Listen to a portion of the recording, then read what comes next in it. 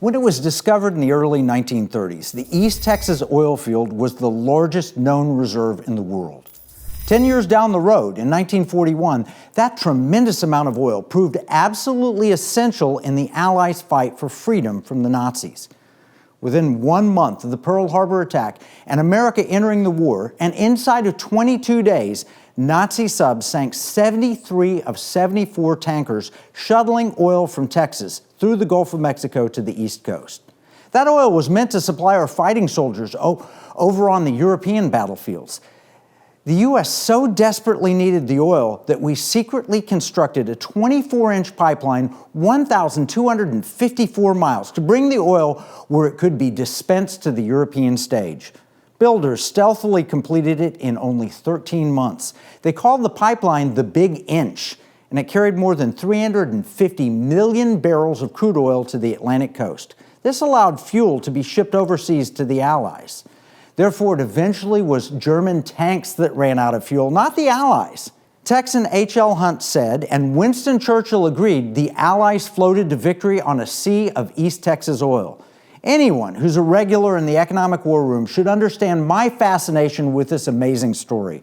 It's Texas, it's World War II, it's Churchill. What might surprise you is where I learned it. Join me in the Economic War Room and I will share with you the story of the miracle in East Texas and how two unlikely con artists made our victory over Nazi Germany possible.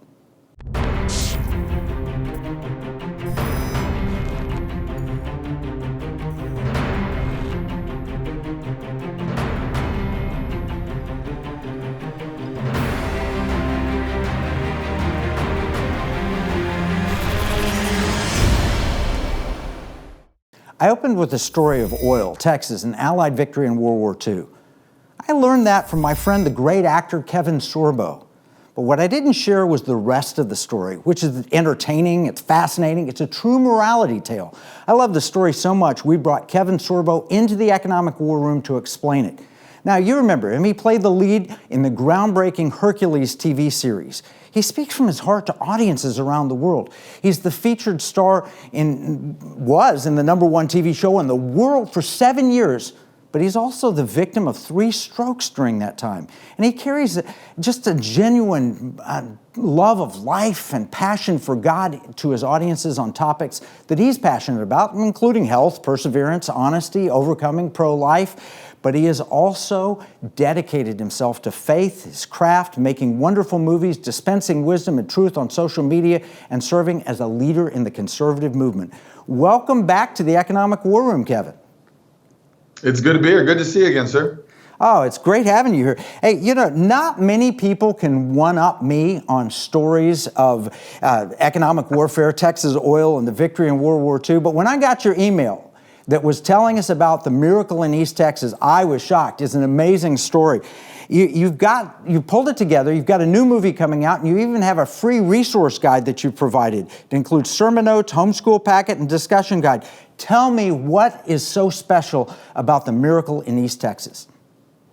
You know, it's an incredible movie, and I hope people go to sorbostudios.com. I'm going to throw that out there more than once, sorbostudios.com. You can get tickets right now for that movie. Please do. The script was brought to me by Dan Gordon. Dan Gordon's an Oscar-nominated writer. He wrote The Hurricane for Denzel Washington. He wrote White Earp, Kevin Costner. He wrote 60 episodes of Highway to Heaven, Michael Landon's TV series. Wow. And he became friends with Sam, and my wife Sam and I, when he did a rewrite on Sam's script, Let There Be Light, that Sean Hannity funded and had a very good run in theaters about 4.5 years ago. And he brought me the script, and I read the story, and I said, this is a true story? He goes, it's a true story. And once again, you know, independent movies, we always got to rely on God to get these things funded, which is frustrating sometimes to wait so long, because I see these big, you know, $300 million movies that Hollywood does, and I have $100 million to advertise it. We need to do all we can to get word of mouth out of wonderful movies like this. By the way, it's PG rated. You can take your 7-year-old. It's a great story.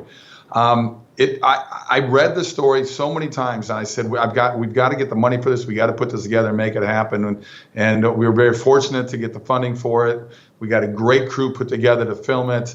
In the editing room, it was like, okay, you can't make it this long, but we got to make it. It's just, there's so much information on it, but it's a touching story. It's funny. It won 10 film festivals, everything from best romantic comedy to best faith film to best audience favorite, judges favorite. I love the fact that they couldn't really pigeonhole it. Their element is in there, but anybody, agnostics and atheists can see this movie and really enjoy it because it's a true story. And it is about these two con men played by myself and John Ratzenberger that went through Oklahoma and Texas, wooing widows out of their money on fake oil wells. They would sell 500% of the shares, declare a dry hole, and move on. Well, they accidentally strike oil in Kilgore, Texas, and as you mentioned, ends up being the largest oil find in the history of the world, right in the heart of the Depression in 1930. And while they're sitting around waiting for their trial, in walks a gentleman that offers them a deal that's too good for them to turn down. The only problem is they don't get to keep any of the oil and the profits that they found. And my character even asked him, "What about us? We found the oil." He goes, "Oh, son, you're going to get your freedom, and freedom ain't free." I think we've heard that before, but I think people need to keep hearing that all the time, especially in what we're doing to today's world.